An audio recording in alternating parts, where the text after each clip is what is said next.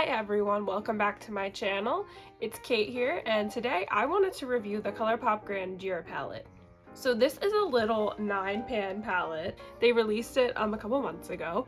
I'm late to the game, but I got it from Ulta. It retails for $14. So this is what ColourPop says about the palette. Isn't it grand? This antique gold and bronze palette creates the most elevated looks. Warm, versatile neutrals paired with rich metallics will take your look from petite to grandeur. Okay, cute. So honestly, the packaging of this is just so beautiful. I love the whole dark flower vibe here that we got going on. The gold kind of sticks out a little bit and you can feel it. Same thing with the flowers. There's some detailing on the flowers where it sticks out a little bit. It has some embossing on it. And on the back, they have the shade names. And they also have the shade names on the inside. There's no mirror, and I do like that this palette is not plastic, unlike some other 9-pan palettes. I'm going to insert some swatches here, so you guys get to see all the colors in depth.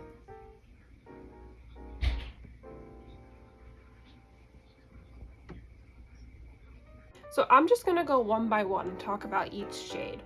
So the first shade here is called Velvet. And Velvet is a nice light neutral brown, warm to neutral, however you want to look at it. This is a really good transition shade. I really don't have any complaints about it. This shade here in the center called House is absolutely stunning. I love it so much. It's a little chunky in terms of a shimmer, but it's very impactful, and a little goes a very long way. That's what I have in my inner corner right now, actually. Next is this shade called Dusk, and this is a more mid-tone warm brown. Again, no complaints, blends really well. I find all the mattes in this palette actually are very consistent, blend very well. The only thing I will say is there is quite a bit of fallout if that's something that you look for. I personally don't mind so much.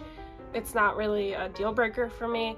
They are pretty pigmented too. So next, in the middle row, we have the shade Lavish. It's a nice sparkly neutral brown. It's a nice warm-toned brown shade. I mean, it's nice, it's consistent. It's not as impactful as the shade House. It's more of like just a normal shimmer in my opinion. I like it. Is it my favorite shade ever? No. Honestly, it reminds me a lot of some of the shades I have in the Anastasia Beverly Hills Sultry palette, and I definitely prefer their take on this kind of shimmer. It's more impactful. It has more multi-dimensional glitter reflex of different colors. So this shade is just okay. I don't really have any crazy complaints.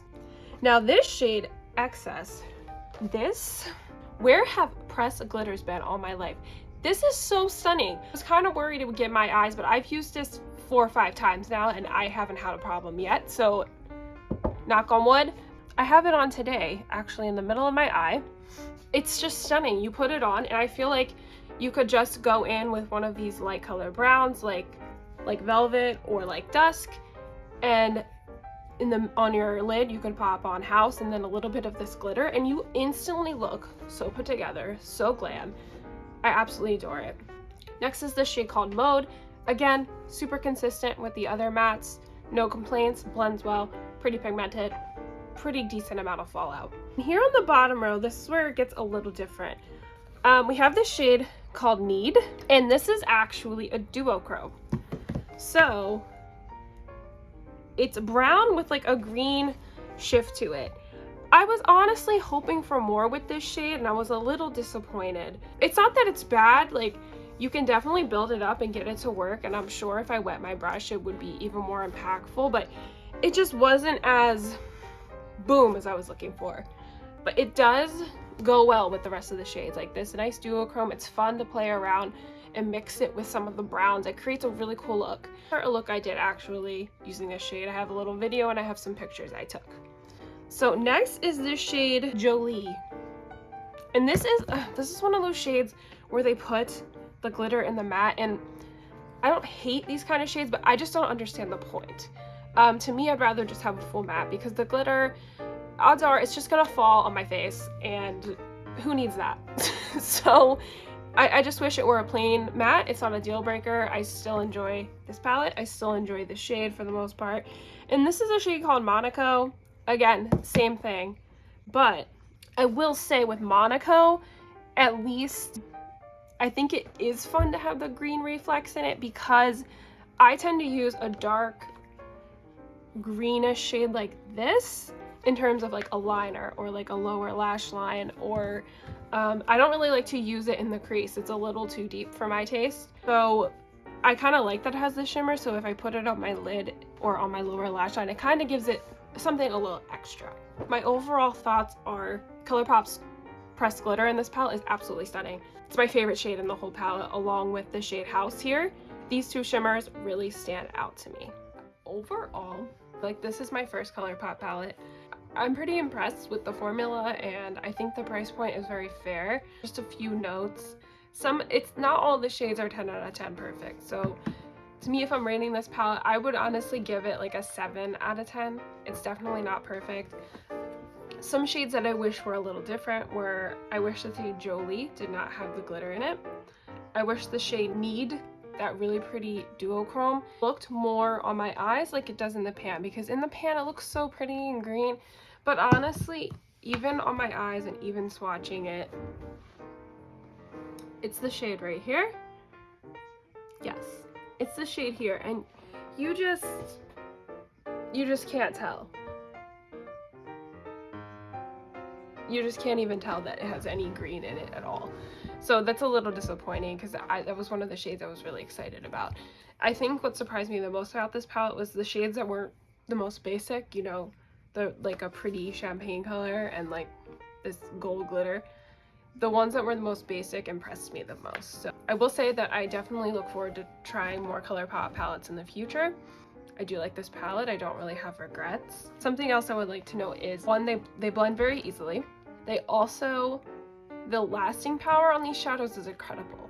I have worn them for 12 hours straight and then did like an intense workout where I was sweating, and the pressed glitter and all the shades, it still looked like I did my eye look recently. So the lasting power is phenomenal if you have some kind of event. I mean, it's 2020, so how many of us are having events right now? In the future, something to keep in mind, this has great lasting power, which, you know, it's good for any time, even if you're on a Zoom call, you know. We always want to look our best. Another thing I would like to note, although I am a white woman, I think that this palette wouldn't work that well on deeper skin tones. Just because, I mean, most of the shades would, but for example, the shades Velvet, Dusk, Lavish, Mode, those shades in particular, I think wouldn't show up the best on deep skin tones, if at all. So I think this palette isn't very inclusive considering that, because that's 4 out of 9 shades. I think if you have a deeper skin tone, this probably won't be the palette for you, but you know, I am a white woman saying that, so if you are a person of a deeper skin tone than me and you have an opinion about this palette specifically, or just about ColourPop's inclusivity in general in terms of their shades, please comment your opinion below. I would love to hear your thoughts on that. But I thought that was important to mention. Overall, I like this palette. I would recommend it for some people, and that's, like I said, someone who is pale in skin tone like me, someone that loves neutrals and just wants to try ColourPop for the first time. I think this was a good palette to dip my toes into, and I don't regret purchasing it. I'm going to insert any looks that I created.